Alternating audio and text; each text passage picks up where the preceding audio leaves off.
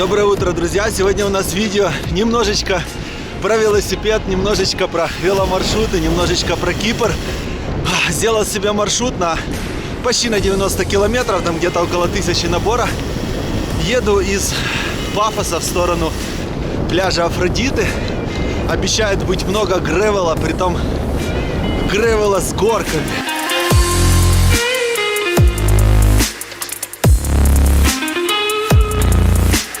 Проехал самый неприятный участок дороги, то есть асфальт. Есть первые 15 километров, дальше будет гравиечка.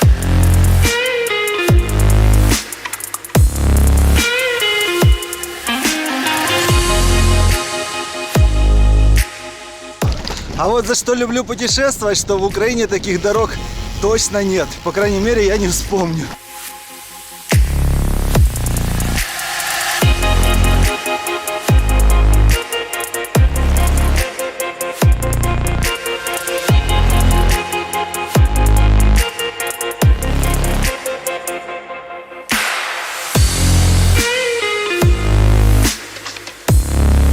И вот те, кто утверждает, что гревел это всего лишь маркетинг, скажут сейчас, какой смысл в них? Вы посмотрите, руки отбивает, я не знаю, это же страдание.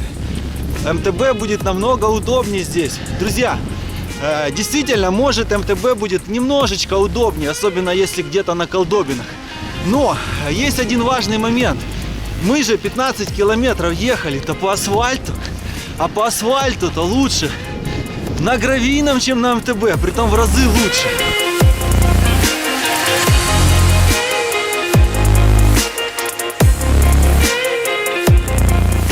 Какая же красота здесь, а!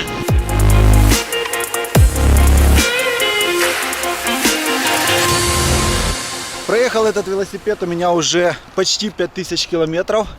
За это время, что за это время? Погнул петуха немножко, пришлось заменить. И дуал поцарапал, и то по своей вине.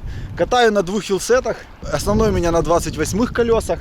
И есть еще один на вот этих вот 650B. Здесь стоит резина Continental Terra Trail 47-е. Для таких дорог я предпочитаю только такие колеса, потому что если бы ехал сейчас на 28-х, конечно, отбивал бы все на свете. Что я люблю в этом велосипеде, так это его геометрию и, конечно же, вес. Ну, вес здесь логично, карбон 9 килограмм. Но геометрия позволяет мне путешествовать. Как вы заметили, велосипед не совсем такой гравийной геометрии, то есть у него немножко выше стакан. То есть он более МТБшный, но это его плюс, как по мне, потому что я не люблю вкручивать. Для меня в кайф катать по фану, то есть туринговать. Ну а также такая геометрия позволяет ездить большие дистанции, что мне тоже очень нравится. Этот велосипед иногда называют турингом, и в последнюю очередь из-за той же геометрии, ну и конечно же из-за сумочки, потому что она здесь огромная и она позволяет много чего сюда вместить. Если вы смотрели мое путешествие по Испании, вы, может, заметили, что ездил я без эникейджа, то есть мне хватало вот этой сумочки, вот этой и подседельной. И это, я считаю, очень круто.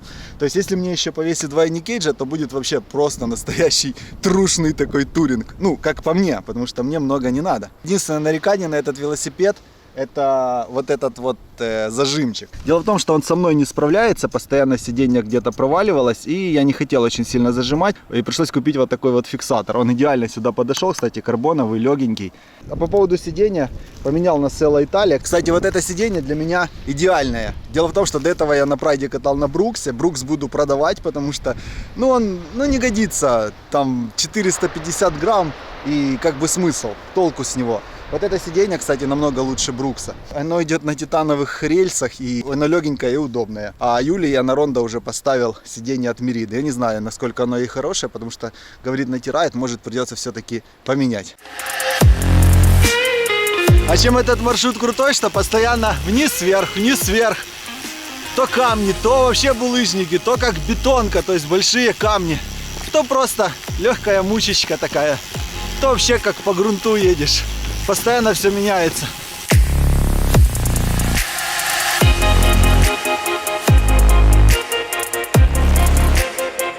Ну, дальше наш маршрут становится еще интереснее. Начинаем подниматься в гору. Кому-то показывает где-то на метров 350.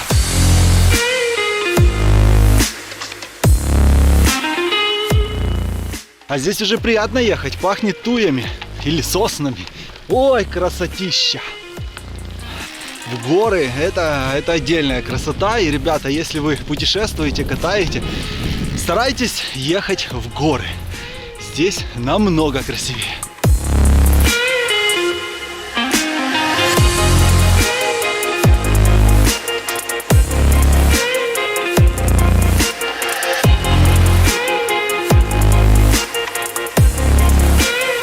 А вот и обратная сторона острова, ребята. Северная часть.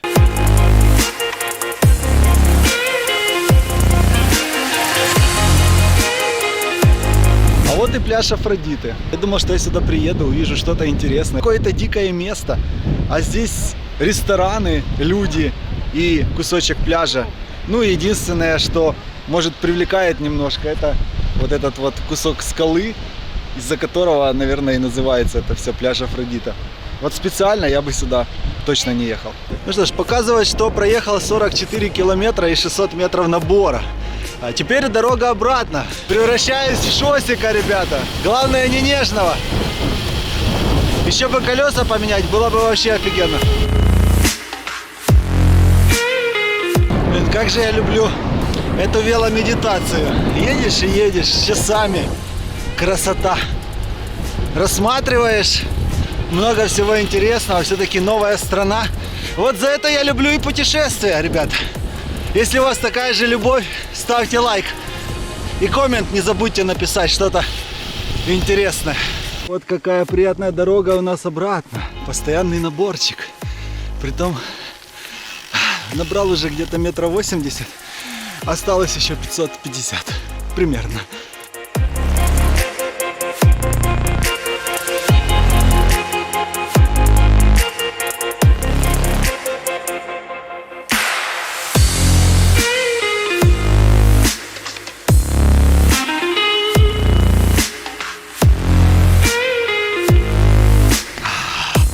Хорошая медитация, блин. Какой-то такой торчочек попался. Пришлось одеть уже джерси без рукавов, потому что жарко. Показывает 22 градуса. И это у нас 10 или 11 февраля. Поднялся на 600 метров, точнее на 630 метров. Где-то еще полчаса назад, может минут 40, было 22, то сейчас уже 13 градусов тепла.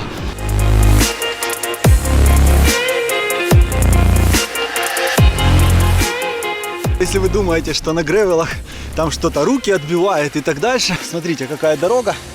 Это вот чисто МТБшный вариант, хотя для моего велосипеда это отличная дорожка. Как я буду отрабатывать? А вот так вот. Вот. То есть нужно работать руками. Мне иногда кажется, что для того, чтобы комфортно кататься на гревелах, нужно иметь какую-то физическую форму. Вообще, для того, чтобы кататься на велосипеде, нужно прокачивать не только ноги, но и спину, руки. Вообще, по сути, все тело.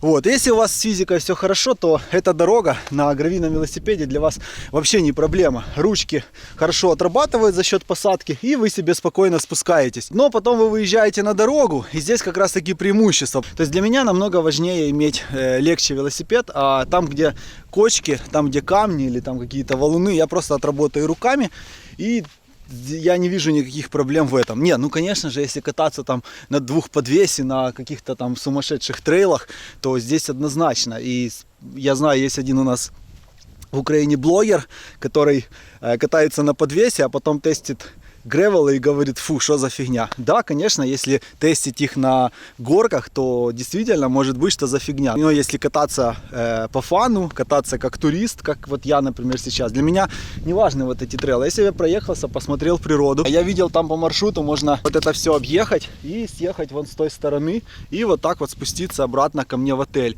Будет где-то километров, наверное, 40-50. Я увижу прикольные места. Ну и мне будет ехать удобно и по этой дороге, и потом по асфальту. Вот в этом и есть все преимущество гравийного велосипеда. Дорожку, конечно, я выбрал хорошую.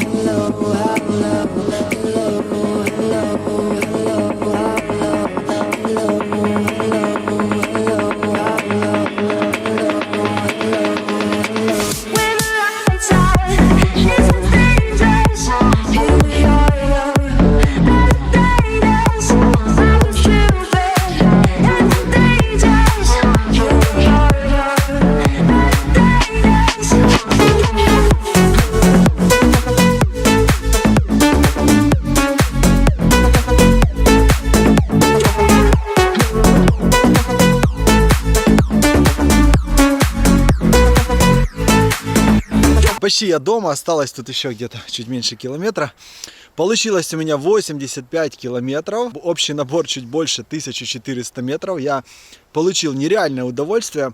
И, кстати, друзья, хочу обратить ваше внимание, для тех, кто сомневается, покупать гравийный велосипед или нет, вот обратите внимание на этот маршрут, посмотрите, можете еще раз посмотреть, как я ехал, и вы все поймете. Дело в том, что ехал бы я на МТБ, я думаю, что упоролся бы, а ехал бы на шоссере, я бы просто не проехал. Или вообще нереально упоролся бы. Вот для таких вот маршрутов, как сегодня, и нужен вот этот вот прекрасный велосипед. Если вам понравилось видео, знаете, что делать, палец вверх. Ну а самое главное, берите велосипеды и катайте. Ведь это, как вы сами видели, это огромное удовольствие.